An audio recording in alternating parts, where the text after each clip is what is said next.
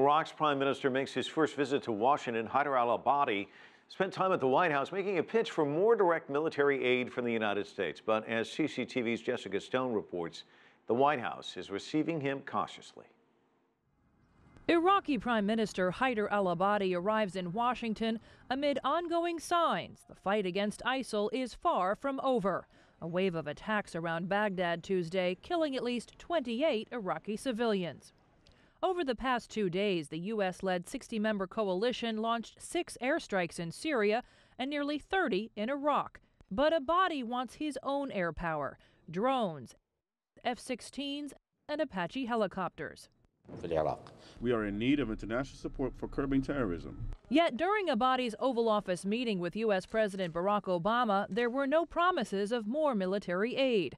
Instead, additional humanitarian aid. We are committing an additional $200 million in humanitarian aid to help stabilize communities and to help those who've been displaced from their homes, have lost their jobs, have seen their property destroyed. Meanwhile, the leader of Australia has announced he's sending a unit of 330 soldiers to Iraq to train the Iraqi security forces. It will partner with over 100 New Zealand military personnel, and we will jointly be doing the Build Partner Capacity mission.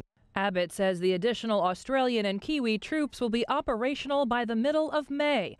That's when U.S. military officials have said they'd like to launch an attack to retake Mosul from ISIL control. Though not part of the U.S.-led coalition, Iran's Revolutionary Guard has nonetheless become part of the effort to roll back ISIL forces.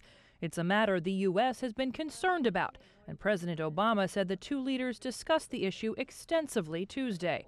Abadi offered this. But I also welcome any assistance that they would provide, and I would like to thank them also for any assistance that they have provided. However, we do not accept any intervention in Iraq or any transgression on Iraqi sovereignty.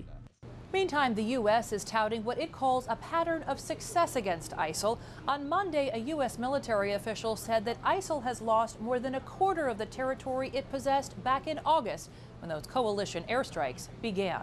Jessica Stone, CCTV, Washington.